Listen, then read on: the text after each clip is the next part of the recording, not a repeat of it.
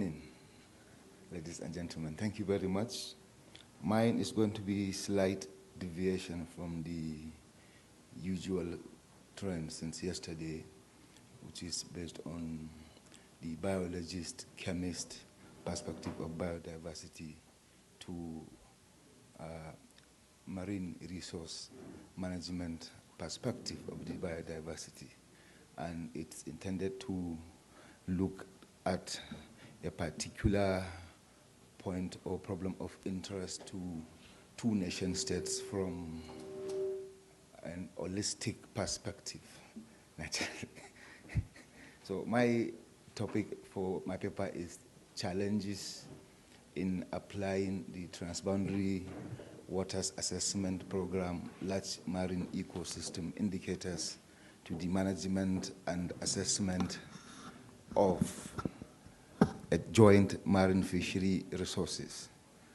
And I will crave your indulgence to bombard you with a lot of background information in order to put this issue into a greater perspective. So, my story. This topic came about after 1999 when my employers, that is the Nigeria's National Boundary Commission, embarked upon delineating Nigeria's maritime boundaries with her neighbors. The delineation came as a result of the need to establish nation states exclusive economic zones, EEZs, based on the provisions of the United Nations Conventions on the Law of the Sea, which gave all coastal nation states the right to claim and apportion control of resources from their coastline down to 200 nautical miles into the sea. So when we embarked on delineating our maritime, our EEZ, we discovered an overlap between my country, Nigeria, and our neighbor southwest, that is Republic of Sao Tome and Principe. So that area of overlap was identified, delineated, and measured with coordinates and found to be 35,000 square kilometers, which is also situated within the Guinea Current large marine ecosystem, which started from down from about the westernmost coast of the Gulf of Guinea down to close to Angola. So the contents of my presentation will talk about the evolution of the law of the sea itself, the delineation of ocean spaces into large marine ecosystems, as well as the assessment and management of the large marine ecosystems. And it will also look at the call for indicators of sustainability, as well as the particular indicators used for this research, which are the Transboundary Waters Assessment Program Large Marine Ecosystem Indicators. And for it to be in a proper perspective, historical context of joint development arrangements around the world will be dwelt in as well, and as well as a focus on the research area, which is the Nigeria-Sao, Tome and Principe Joint Development Zone. Then, one of the findings of the research which emanated from my PhD will be looked at, which is the core purpose of this paper, namely the challenges that has been observed in trying to apply those indicators to an area of sub-LME scale, because the indicators as published by the IOC UNESCO in 2011 were specifically designed for large marine ecosystem areas. And large marine ecosystem obviously is a very, very large area far beyond the research area, which is just a small unit located within an identified LME. and obviously the way forward, and we'll then conclude. Now, how did the law of the sea evolve? Came or started being formally documented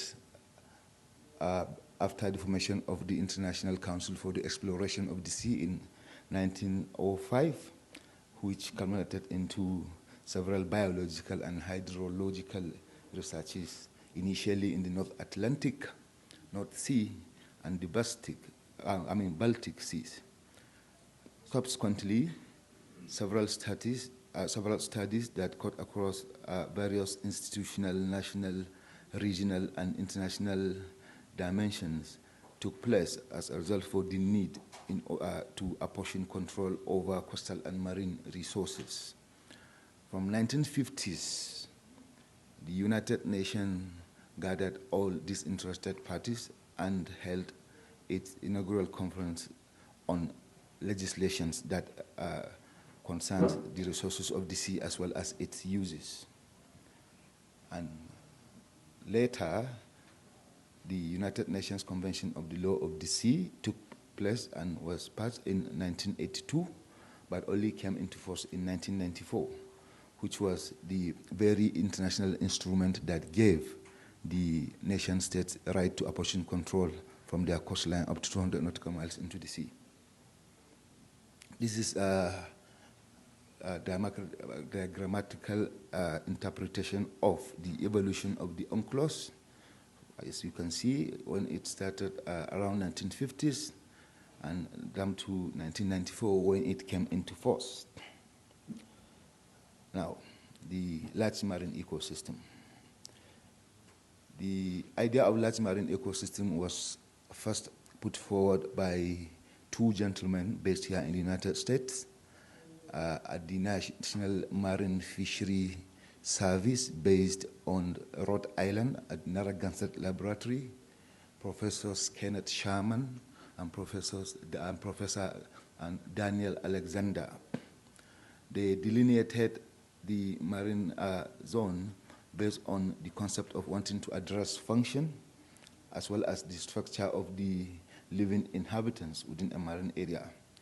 And they have been defined as ecologically rational units of ocean spaces that are characterized by distinct bathymetry, hydrography, productivity, and tropically dependent marine living populations.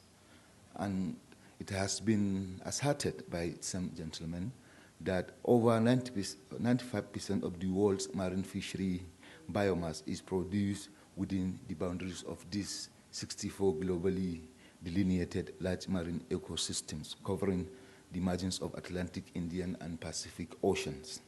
And they are believed to contribute over $10 trillion annually to the global economy. As such, they are critical importance. This is a grammatical interpretation of how the LMEs are delineated on the global map. There are 64 in total. The one of our concern is in number 28, which is the Gulf of Guinea here, the Guinea Current Large Marine Ecosystem. So, how did they propose the management? They did that based on 5 modular sets of indicators of productivity, fish and fisheries, pollution and ecosystem health, socio-economic and governance. The first 3, that is the productivity, fish and fishery, pollution and ecosystem health, deal with what we have been discussing about in this conference since yesterday. That is the biological chemistry aspect of the resources. Whereas the last 2, socio-economic and governance, deals with how humans interact with those resources within the ecosystem. Okay, why indicators? The need to assess or manage resources based on indicators was put forward since the Brundtland Commission on Sustainable Development in 1987, and subsequently re-echoed in 1992 at the Rio Conference, which called for the development of indicators, and after which several national, regional, international, and academic institutions started responding with developing various sets of indicators. And one of those responses was the large marine ecosystem indicators. And it is the one that is of particular importance to my research, which was an area that lied within a transboundary zone. So the Transboundary Waters Assessment Program Large Marine Ecosystem Indicators are based on the 5 modular suites as earlier explained. And they were developed as a result of the need to put forward uniform, systematic, and scientifically robust methodology as well as institutional arrangements ideal for managing and assessing marine resources. And they were developed specifically to assess the dynamic nature of the 5 main popular water courses, namely the groundwater aquifers, the lakes and reservoirs, river basins, the large marine ecosystems, as well as the open ocean. And they are also based on those 5 modular suites as put forward by Sherman. To look at how joint development arrangements come into being historically, the idea of joint development arrangements actually have been around since 30s. Some scholars argue far before that. But the advent of the UN Convention on Law of the Sea UNCLOS was what brought it to the international fora. And there are pre-UNCLOS arrangements for joint development arrangements, and there are post-UNCLOS.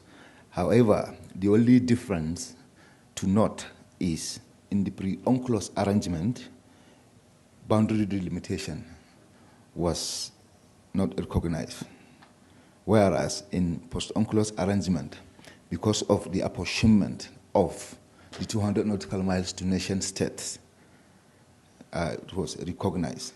And it is one of the reasons why currently my office, in conjunction with the Nigeria Institute of Oceanography and Marine Research, are applying for extension of our EEZ from the 200 nautical miles to 350 at the United Nations Commission on the Limits of Continental Shelf, because the same UNCLOS said if a nation state, for example, establishes its claim and there are still spaces in the sea, which usually falls within ISA, International Seabed Authority, or what popularly is called international waters, the same nation state can apply for extension so long as it does not encroach upon any other nation state's EEZ. So this same idea has been promoted and recognized as a very viable option for settling overlapping boundary disputes and claims. And examples abound a lot, because in Europe you have the Anglo-Norwegian, from which our own model has been built upon, and close to home in Africa we have Senegal, Guinea-Bissau. In other climes we have Colombia, Jamaica, Barbados, Guyana, and our own very special one of interest, the Nigeria-Sao, Tome, and Principe Joint Development Zone. So, what is the uniqueness of the Nigeria-Sao, Tome, and Principe Joint Development Zone? Or what is the story behind it? Came into existence, as I mentioned at the beginning, as a result of the 2 nations' need and desire to establish their EEZs, and we started negotiation in December 1999 in Sao Tome, where 2 parties agreed to adopt UNCLOS 3 as their main instrument of negotiations, and we held subsequent meetings, first one in Enugu. The reason why it was in Enugu, it was because as at the time, my Director General was in Enugu to attend one of the joint meetings of officials between Enugu and one other southeastern state. So the participants had to follow him down to Enugu. And then the second one took place at Tome in 2000. So during the negotiations, the Democratic Republic of Sao Tome maintained their position of sticking to the medial line principle, which is based on the UTCAT data. And another reason is they said Nigeria's EEZ law of 78 also recognized the medial line, which is true. So Nigeria said the medial line should be adjusted using proportionality because 1978 law was a decree enacted by the military, not a law that has been ratified by the assembly, and that relevant circumstances, which is the coming into administration of military, should be considered. So after dilly-dallying back and forth, this led to the nil effect, which eventually led to one-third wet line effect for each of the countries to exhibit spirit of give and take in order to maintain balance. So Nigeria further explained that the 78 law was superseded by UNCLOS provisions and eventually replaced afterwards by decree, actually, 41 of 1998 by Abdulsalam Abubakar's administration, and called for negotiated settlement rather than the adherence of a particular instrument. You say medial line, we say law. So we opted for negotiated arrangements as promoted by several UN instruments. And Nigeria, in the spirit of give and take, moved from the nil effect, which was being seen as a contentious area, to the one-third wetline effect, which the Nigeria-Sao Tome and Principe appeared to be inclined to at the period.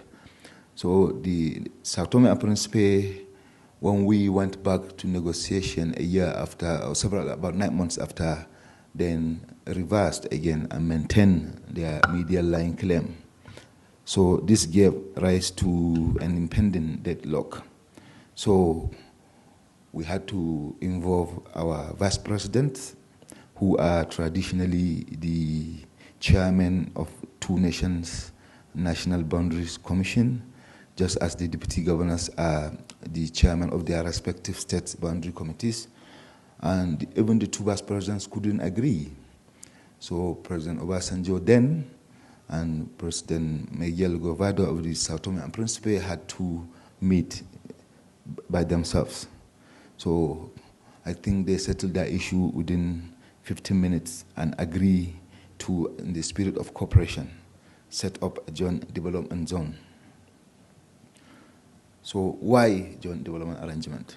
Yeah, because of one of UNCLOS provision, which required that states with opposite costs in the spirit of understanding and cooperation make every effort pending the agreement on the delimitation enter into a provisional arrangement of practical nature, which does not jeopardize or hamper the reaching of final agreement on the delimitation of the EEZs, after which a treaty was subsequently drafted. And the terms of the treaty was based on 60-40 percentage ratio in favor of Nigeria. The reason why it was 60-40 was because, you know, Sao Tome and Principe is a very, very small island developing state. Their population is still less than 200,000 people. And this enormous amount of hydrocarbons and living resources have been found in that zone. So they had nothing to bring to the table. It was Nigeria, in conjunction with other countries, that negotiated for loan on its behalf with the IFC, International Finance Corporation, to enter into that agreement. and it was agreed that the two states will jointly police the zone, and there will be no renunciation of claims pending the final delineation of the area, and the treaty will be reviewed after 45 years.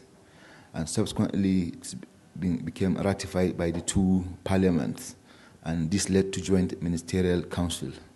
So the JDZ is situated, as earlier mentioned, within the GCLME among the 64 delineated, and the Nigeria-Sao Tome Principe JDZ was established, treaty signed, JMC being with the power to police the whole zone, and the JDZ led to the formation of the Joint Development Authority, which is the body responsible for the management, conservation, as well as exploration and exploitation of the shared resources of the zone. But the JDZ is an area of sub-LME scale. That is, it is not up to a complete large marine ecosystem, but an area that has been recognized as an area of sub-LME scale. And decisions at the JMC, at JDA, are to be reached only by consensus, not voting. This is the position of the JDZ, as you can see.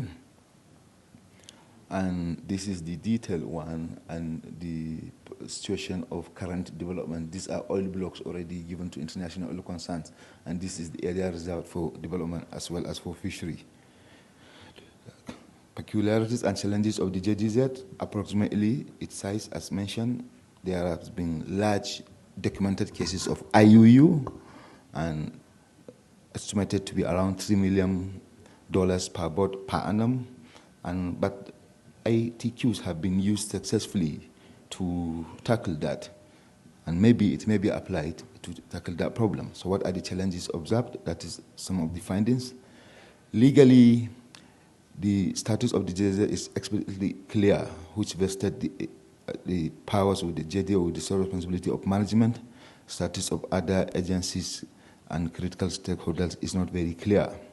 So the standpoint across, also their standpoint across two countries in terms of rights and jurisdictions of the agencies of who does what and at which point does one's jurisdiction starts and ends, it's also not very clear. And this is because marine fishery resources are transboundary in nature, and while there exist critical stakeholders that are recognized from across the two countries in their respective EEZs to exercise power over their area. And this makes it difficult to determine the legal and administrative limits of the JDZ fishery resources.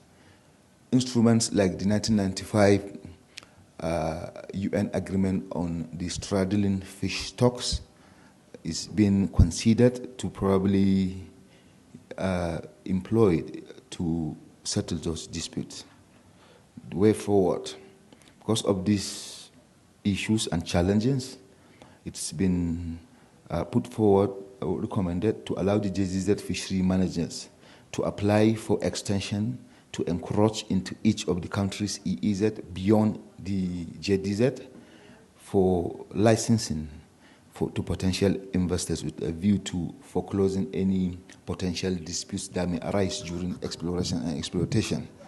And this can be very vital in settlement of the juridical claims of the area, pending the final delimitation as put forward and suggested by the treaty. In conclusion, data from the study indicated that there is such permission will enable the management secure rights of encroachment for the licenses, and that may be beneficial to the JDZ as a whole as a result of the ability to foreclose any potential dispute. And this is going to be very valuable considering the fact that the UNCLOS provision appeared to explicitly encourage any mutually acceptable partnership without a renunciation of claims before the final delimitation. As well, and more so, lastly, because it is an interim arrangement, as the treaty said. It's not a final arrangement, and it can be reviewed after 45 years. Thank you very much.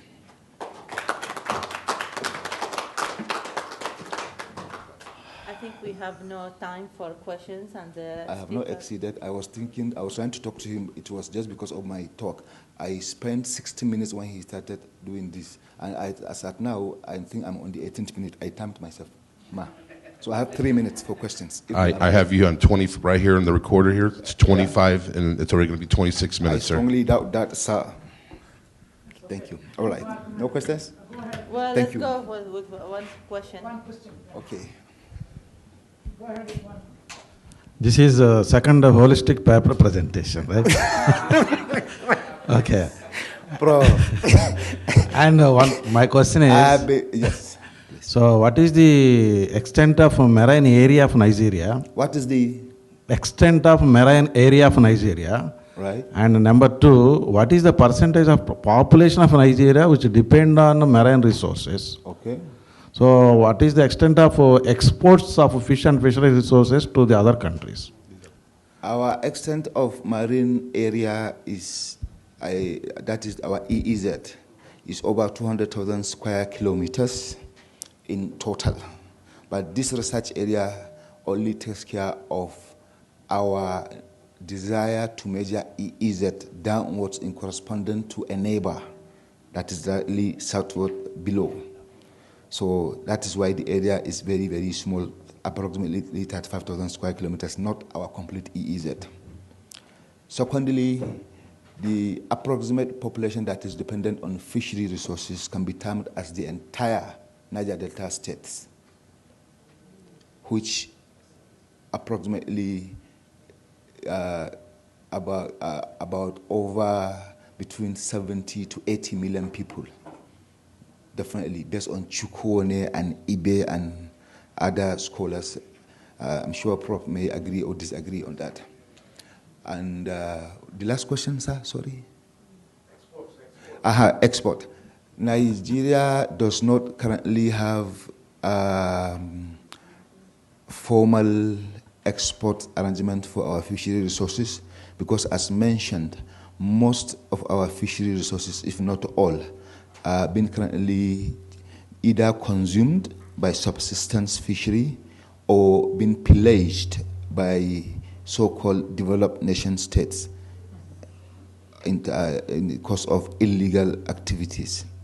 And my research identified most especially Korean, EU, and even some vessels from the United States have been found to be taking those fishes illegally, which has been pegged by Falae since 2008 at $3 million per boat per annum.